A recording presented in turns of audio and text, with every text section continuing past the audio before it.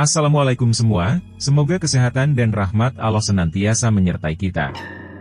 Pada kesempatan kali ini, saya akan mempersembahkan sebuah cerita yang ditulis oleh Henry Setiawan, berjudul, Warisan Setelah Bapak Tiada. Sebelum kita memulai cerita tersebut, alangkah baiknya jika kalian memberikan dukungan dengan cara like, komen, dan subscribe. Dukungan dari kalian sangat berarti bagi saya dan akan menjadi motivasi untuk terus membawakan cerita-cerita menarik lainnya. Jangan lupa juga mampir ke Twitternya Lobdramer untuk menikmati cerita-cerita horor yang lebih seru lainnya. Oke, tanpa berlama-lama lagi, mari kita mulai ceritanya. Tidak pernah terbayangkan sedikit pun aku akan mengalami semua kejadian ini. Nyawa keempat temanku akhirnya melayang dengan cara mengenaskan, menyisakan aku sendiri yang harus menjalani sisa umurku dengan penuh rasa bersalah. Meski tidak ada bukti nyata bahwa kejadian itulah penyebabnya, tapi semua rentetan peristiwa sejak kejadian itu hingga meninggalnya temanku satu persatu membuatku yakin bahwa semuanya terjadi akibat kesalahan kami sendiri yang dengan sengaja menghina patung Hanuman yang kami temui di pinggir hutan itu. Sebelumnya perkenalkan, namaku Heri, samaran. Aku seorang karyawan perusahaan swasta yang cukup besar di kotaku. Kehidupanku saat ini berjalan normal dengan aktivitas sehari-hari bekerja lalu pulang di sore hari. Aku sudah berkeluarga dengan 2 orang anak. Anakku yang sulung kini sudah mulai menginjak remaja dan baru masuk ke sekolah menengah atas. Sedangkan anak yang kedua masih duduk di sekolah dasar. Tapi di balik kehidupanku yang terlihat seolah normal dan sempurna itu, aku masih terus dihantui rasa takut dan bersalah akibat kejadian di masa lalu, tepatnya ketika aku masih duduk di sekolah menengah atas. Sebuah kejadian yang bermula dari keisengan kami ketika mendaki gunung lalu tidak sengaja menemukan sebuah patung yang berbentuk kera. Kami dengan sengaja merusak dan menghina patung itu hingga akhirnya kami mengalami kejadian teror secara terus-menerus dan berakhir dengan meninggalnya teman-temanku. Bahkan hingga saat ini aku masih kerap disambangi makhluk yang meneror itu untuk memberikan peringatan.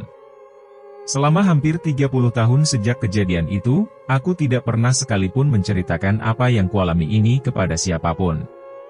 Bahkan keluarga dari teman-temanku tidak ada yang mengetahui jika mereka meninggal akibat dari kenakalan kami yang dengan ceroboh mengusik makhluk penunggu patung itu. Di kesempatan kali ini aku mencoba memberanikan diri bercerita, supaya apa yang telah kualami di masa lalu bisa menjadi pelajaran bagi orang lain. Kita masuk di awal cerita kali ini. Rencana pendakian, Desember 1993. Penat yang menyergap perlahan melesap usai aku mengerjakan soal terakhir ujian akhir semester. Anganku mulai melayang membayangkan keseruan bertualang di alam bebas bersama teman-temanku untuk mengisi waktu liburan. Sebuah gunung yang terletak tidak jauh dari tempat tinggalku akan menjadi tujuan petualangan kami. Jadinya kita berangkat kapan? Tanya Yusril ketika kami sedang berjalan kaki sepulang sekolah. Rencananya lusa, jawabku. Siapa aja yang ikut? Aku, Dani, Hasan, Randy, Dimas dan kamu. Totalnya ada 6 orang. Katanya Randy masih belum pasti, memang belum pasti. Dia masih nyoba minta izin bapaknya. Soalnya kita berangkat pas masih class meeting, jadi bapaknya agak susah ngasih izin. Ya udah seadanya aja. Kalau Sigit sih sudah dipastikan gak dapat izin, jadi gak usah dipaksa. Nanti tunggu gimana Randy aja. Sesampainya di rumah, kami langsung mempersiapkan perlengkapan yang hendak kami bawa. Sebagian besar perlengkapan memang disimpan di rumahku yang dijadikan base camp. Jadi, setiap kali kami hendak pergi mendaki gunung selalu melakukan pengecekan alat dan persiapan di sini. Tak lama berselang Dimas, Hasan, Randy dan Dani menyusul ke sini. Gimana, Randy? Jadi ikut, tanyaku. Sepertinya agak susah Harry. Bapakku kayaknya gak ngizinin soalnya kan masih masuk sekolah itu. Kalau pas liburan semester nanti ya malah dibolehin, jawabnya sedikit lesu. Masalahnya kalau pas liburan nanti malah kita pada gak bisa karena sudah banyak acara sendiri-sendiri, ucapku. Iya aku tahu itu. Gak masalah sih. Kalian jalan aja berlima, ucapnya. Akhirnya kami memutuskan tetap pergi mendaki gunung berlima lusa nanti. Hari yang dinanti akhirnya tiba. Senin pagi kami berlima sudah bersiap di terminal bus kota kami untuk menunggu angkutan yang akan membawa kami menuju ke base camp gunung yang akan kami daki. Tapi di antara keseruan kami bercanda di sela-sela waktu menunggu, aku sempat melihat raut gelisah dari wajah Yusril. "Kenapa Yus?" tanyaku. "Aku kepikiran Randy," jawabnya. "Randy kenapa emangnya?" "Udahlah lagian dia kan udah bilang sendiri gak masalah kita berangkat berlima," sahut Hasan. "Bukan masalah itu. Semalam dia sempat ke rumahku. Dia bilang sebaiknya kita batalkan atau tunda pendakian ini. Karena dia ada firasat tidak enak," ucap Yusril. "Halah, paling gara-gara dia gak bisa ikut, jadinya minta kita batalin aja," ucap Dani sinis. Yusril pun terdiam. Dia seperti ada beban pikiran. Entah apa saja yang diucapkan Randy, tapi sepertinya hal itu cukup mempengaruhinya. "Kalau kamu ragu, gak usah ikut tidak apa-apa Yus," ucapku pelan. "Tidak Harry. Aku akan tetap ikut," sahutnya. "Kalau memang kamu mau tetap ikut jangan seperti itu. Aku gak tahu apa yang dikatakan Randy, tapi sebaiknya abaikan saja. Lagi pula apaan sih maksudnya ngelarang-larang? Kalau gak bisa ikut ya sudah mendingan diem." Dimas yang sedari tadi diam kini angkat bicara. Yusril pun menghela napas lalu kembali tersenyum. Dia mengambil sebatang rokok lalu membakarnya. Kulihat dia berusaha tenang dengan ikut menanggapi candaan kami, meski sedikit guratan gelisah dari wajahnya tetap tak mampu ditutupinya. Tak berselang lama bus yang kami tunggu pun datang juga. Kami segera naik dan menata barang-barang kami lalu duduk di tempat yang masih kosong. Perjalanan menuju base camp kami tempuh dengan lancar tanpa halangan berarti. Hingga menjelang siang akhirnya kami pun sampai. Usai melapor ke petugas base camp dan istirahat sejenak untuk makan siang, kami pun langsung memulai perjalanan pendakian ini. Gunung ini tidak terlalu tinggi dan jalur pendakiannya juga tidak terlalu panjang.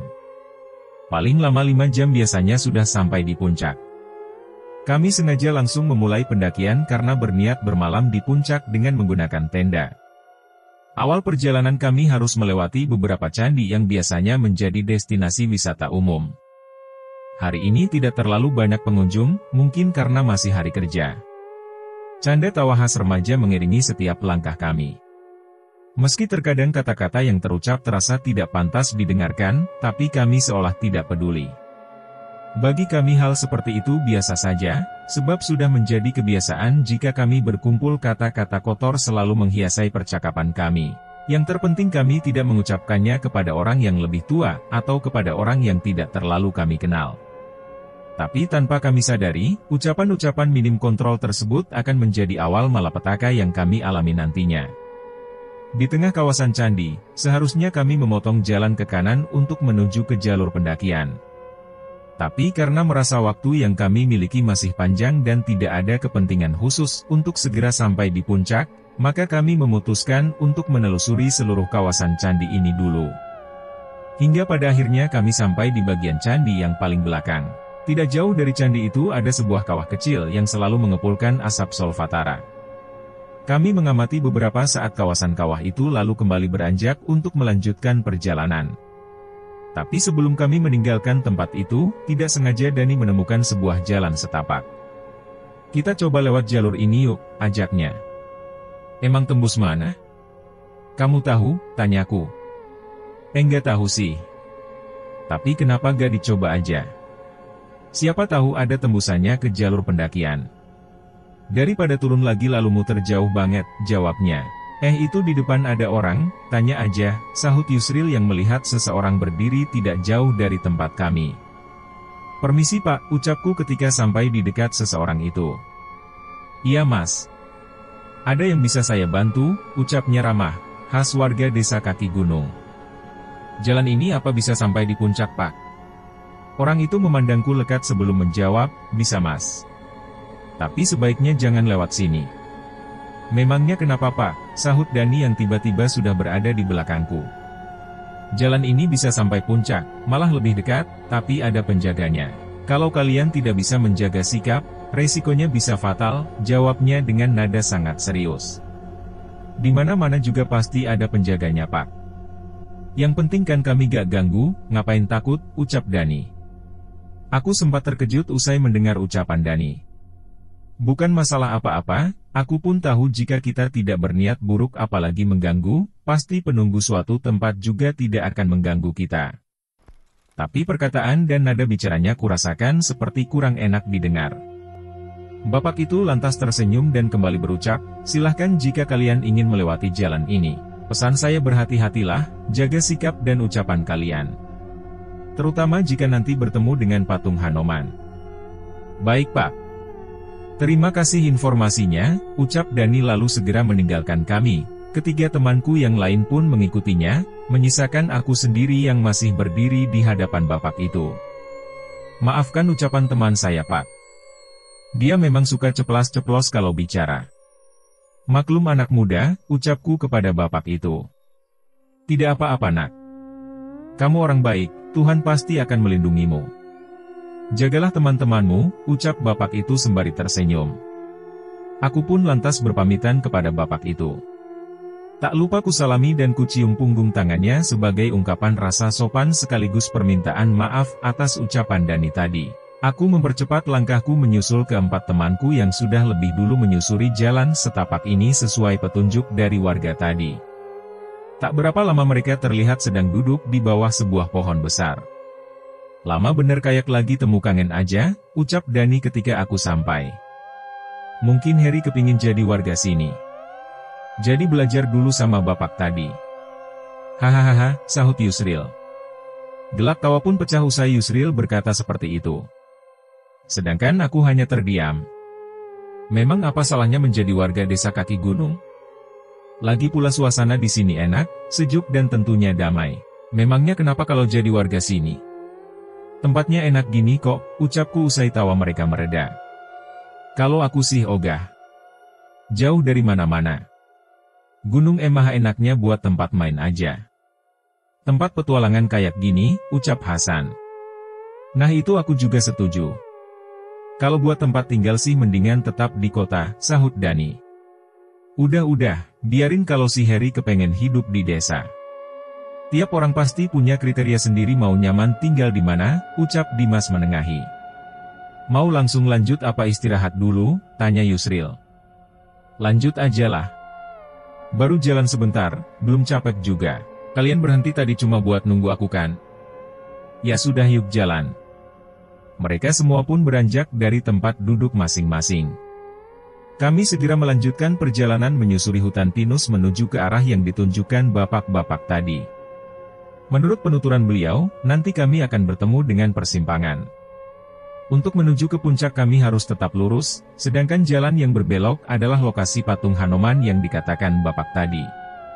Tak lama kemudian kami bertemu dengan persimpangan jalan itu. Awalnya kami berniat langsung melanjutkan perjalanan ke arah puncak. Tapi Dani memaksa kami untuk melihat dulu seperti apa bentuk patung itu karena penasaran, dan kenapa pula disakralkan oleh warga lereng gunung ini. Kami semua tak kuasa menolak, karena Dani memang yang paling dominan di dalam kelompok kami. Bisa dikatakan dialah pemimpinnya. Selain karena karakternya yang pemberani dan pintar mengatur perjalanan, dia juga lebih banyak pengalaman mendaki gunung dibandingkan yang lainnya. Setelah beberapa saat menyusuri jalan setapak yang sedikit tertutup rimbun semak, akhirnya kami sampai juga di patung Hanoman itu. Sebuah patung berbentuk kera yang diambil dari salah satu tokoh pewayangan. Patung itu berukuran tidak terlalu besar, berdiri di atas pondasi semen menghadap ke arah kawah yang tadi sempat kami lewati. Di bagian bawah, sekitar pondasi itu ada beberapa sesajen yang tertata rapi. Nampaknya tempat ini sering digunakan untuk ritual tertentu. Oh ini toh patungnya, lawang patung jelek kayak gini kenapa mesti ditakuti sih? Mendingan pasang aja patung wajahku, lebih ganteng, ucap Dani. Aku sedikit tersentak mendengar ucapannya. Dia sama sekali tidak mengindahkan peringatan warga yang kami temui tadi. Bukan bermaksud ikut menganut kepercayaan mereka, tapi setidaknya kita harus menghormatinya. Dani, jangan ngomong kayak gitu.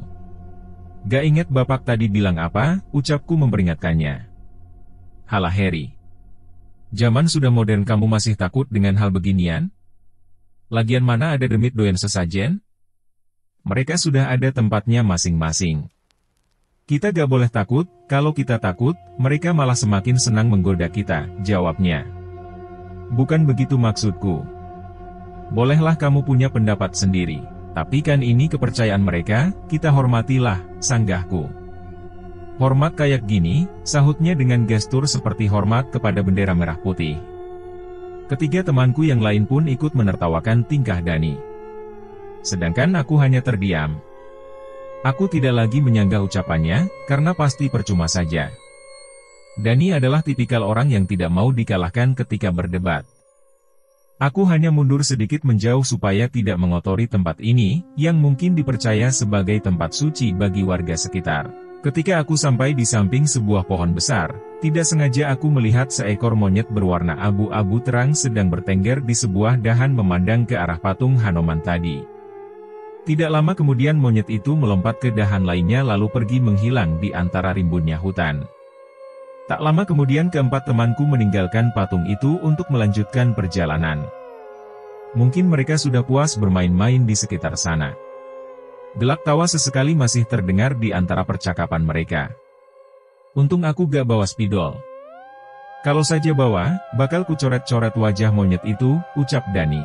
Bakal jadi monyet kumisan dong, sahut Yusril, dan gelak tawa pun kembali pecah. Kenapa patungnya dibikin cuma berdiri aja ya? Coba dikasih motor-motoran, kan bisa disuruh cari duit, kali ini Hasan yang berkelakar. Topeng monyet dong, sahut Dimas. Lagi-lagi gelak tawa pecah melengkapi rasa puas mereka. Sedangkan aku hanya geleng-geleng kepala. Sudah puas? Yuk buruan lanjut jalan, keburu sore. Lihat tuh mendungnya tebal. Bisa jadi sebentar lagi hujan, ucapku ketika mereka sudah sampai di tempatku berdiri. Mereka berempat pun spontan melihat ke atas. Awan kelabu memang mulai menggelayut di atas sana. Padahal sebelumnya cerah. Entah ini sebuah pertanda atau bukan, tapi mendung itu mulai datang tepat ketika Dani usai melecehkan patung Hanuman tadi. Semoga itu hanya fenomena alam biasa, bukan sebuah pertanda buruk batinku. Perjalanan kembali kami lanjutkan. Sesekali canda tawa mewarnai langkah kami yang sedikit tertatih karena harus melahap tanjakan yang terkadang cukup terjal. Mendung di atas sana semakin menebal, menghalangi pancaran sinar penguasa hari, hingga membuat suasana menjadi temaram, padahal saat ini masih siang. Rasa gelisah yang mulai menggelayuti benakku usai meninggalkan lokasi patung Hanuman tadi kini terasa semakin menjadi. Sekuat tenaga aku menahan dengan ikut menanggapi candaan teman-temanku.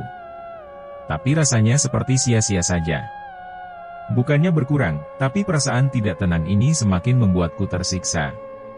Aku seolah merasakan akan datang hal buruk kepada kami semua. Butir-butir air langit perlahan mulai turun. Tak butuh waktu lama hujan menjadi sangat deras, seolah ditumpahkan dari langit. Kami yang memang sudah siap dengan segala kemungkinan perubahan cuaca tidak merasa panik sama sekali. Kami keluarkan jas hujan plastik dari kantong tutup tas ransel lalu segera memakainya. Hujan sederas apapun bukanlah penghalang bagi jiwa muda kami yang penuh kobaran semangat, penuh ledakan ambisi untuk menggapai pencapaian tertinggi pada sebuah petualangan. Selama tidak terjadi badai yang membawa potensi bahaya lebih besar, maka kami akan tetap melanjutkan perjalanan. Meski perasaan gelisah ini menjadi semakin bergejolak seiring dengan turunnya hujan. Dani, kamu yakin ini jalannya benar? Teriak Hasan supaya ucapannya bisa menembus lebatnya hujan dan sampai di kendang telinga Dani dengan sempurna. Harusnya benar, karena nanjak terus. Jadi logikanya kita akan sampai puncak, jawab Dani dengan berteriak juga. Apa gak sebaiknya kita berhenti dulu, jalur ini baru pertama kita lewati kan? Takutnya gak bisa lihat arah karena pandangan kita ketutup hujan, ucap Hasan memberi saran. Gak usah, lanjut aja. Kalau berhenti bakal dingin banget. Lihat tuh gak ada lapak buat tenda. Kalau dapat tanah lapang baru kita berhenti buat diriin tenda, sambungnya. Kami pun tidak membantah lagi. Memang benar apa yang diucapkannya. Jika kami berhenti dalam kondisi seperti ini maka akan beresiko terserang hipotermia. Jika ingin berhenti maka harus segera mendirikan tenda untuk tempat berlindung. Sedangkan di sekitar tempat ini sama sekali tidak ada tanah lapang datar yang cukup luas untuk tenda kami. Hingga hari menjelang senja, hujan belum juga ada tanda mereda. Sedangkan kontur tanah di sekitar jalur yang kami lewati juga masih miring dan terjal. Tidak ada tempat yang layak untuk mendirikan tenda. Dani meminta kami berhenti sejenak untuk berdiskusi. Kalau kita lanjut resikonya gede karena gelap. Apalagi hujan, jarak pandang semakin terbatas. Tapi kalau kita berhenti juga tempatnya gak ada yang layak buat diriin tenda. Jadi enaknya gimana? Aku minta pendapat kalian, ucapnya. Menurutku lanjut aja pelan-pelan. Sambil tetap pakai senter. Siapa tahu di depan sana ada tempat yang enak buat ngecamp, ucapku. Yang lain gimana? Tanyanya lagi. Aku setuju dengan Harry. Di sini tempatnya gak enak buat ngecamp. Aku juga ngerasa agak gelisah, seperti ada yang mengikuti, ucap Yusril. Aku sedikit kaget mendengar ucapan Yusril. Artinya bukan hanya aku yang merasa gelisah seperti ini. Memang sejak meninggalkan patung Hanuman tadi aku merasa ada yang mengikuti. Hal itulah yang membuatku gelisah. Ternyata Yusril juga merasakan hal yang sama. Ya udah kita lanjut ya. Keluarin senter kalian. Kalau kita nemu lapak, langsung camp aja. Gak usah dipaksain lanjut, ucap Dani memberi keputusan, dan kami pun menyetujuinya. Tapi langkah menembus pekat gulita disertai derai guyuran hujan terus kami ayun. Stamina tubuh kami mulai mendekati batasnya. Beberapa kali kami bergantian terpeleset akibat kurangnya konsentrasi. Cuaca yang sejak sore tadi sudah suram kini semakin memburuk. Angin kencang mulai berhembus, menghempas beku menusuk permukaan kulit. Badai mulai mendera, kepanikan mulai menyambangi batin kami, meski masih urung terucap. Kami masih berusaha mengendalikan diri supaya bisa mencari langkah keselamatan. Ada lapak, teriak Dani dari depan. Sedikit rasa lega mulai kurasakan, setidaknya untuk sementara kami selamat dari hantaman badai gunung ini. Segera kuayun langkah melewati 3 temanku lainnya untuk memberikan tenda yang terpaking di dalam ranselku. Dengan kerjasama tim yang baik, tak butuh waktu lama tenda sudah berdiri sempurna. Kami segera memasukinya dan mengganti pakaian basah kami supaya tidak terserang hipotermia. Usai makan malam, kami berencana langsung tidur.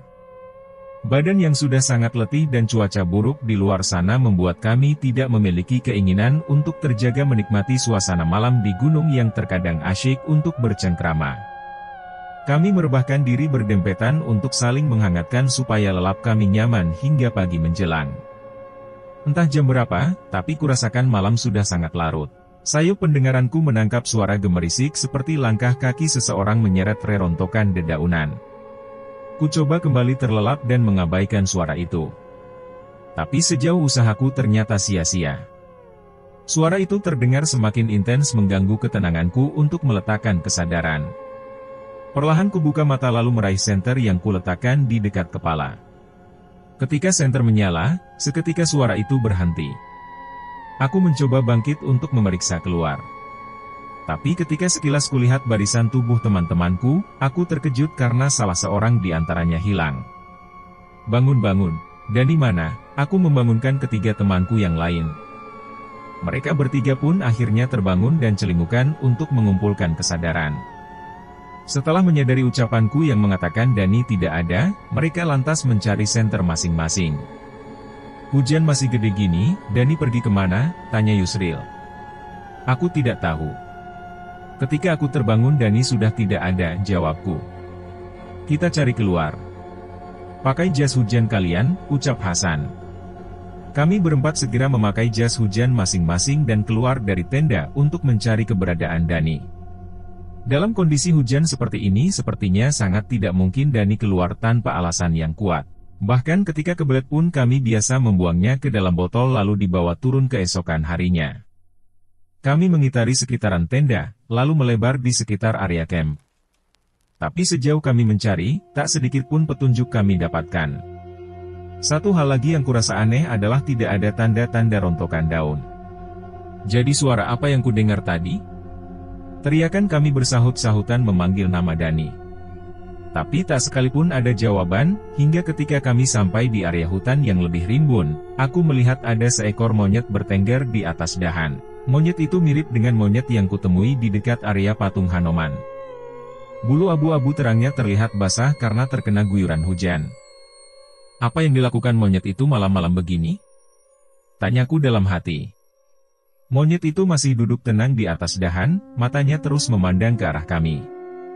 Ada perasaan aneh ketika aku dan monyet itu beradu pandang. Sorot matanya seolah membawa aura kemarahan, aku tak berani memandangnya lebih lama.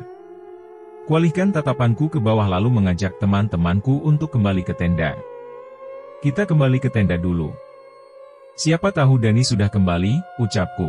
Betul juga, lagi pula sudah cukup lama kita mencarinya, sahut Dimas. Sesampainya di depan tenda, kami mendapati resleting pintu tenda sudah terbuka, padahal ketika kami meninggalkan tenda tadi aku memastikan sudah menutupnya dengan rapat. Mungkin Dani sudah kembali, pikirku.